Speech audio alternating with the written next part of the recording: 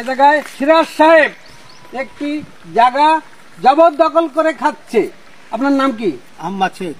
আহমদ শেখের জায়গা জবরদখল করে খেয়ে আসতেছে স্থানীয় গণ্যমান্য ব্যক্তিকে ম্যানেজ করে, এবং আহমদ শেখ কোনো বিচার পায়নি। ইউনিয়ন পরিষদে বিচার দিয়েছে, থানায় জিডি করেছে, এবং কোনো পুলিশ আসেনি। এখানে কোনো পুলিশ আসেনি।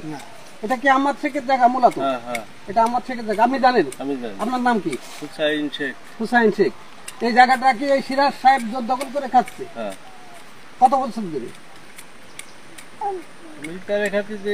অনেকদিন থেকে।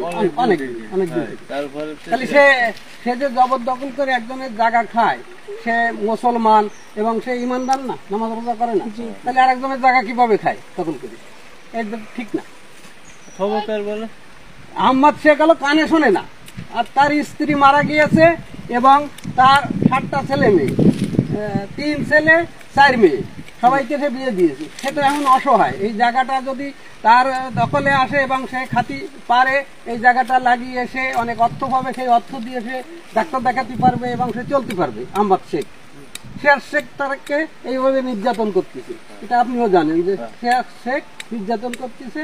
এটা হলো খানপুর ইউনিয়ন এবং বাগেরহাট সদর।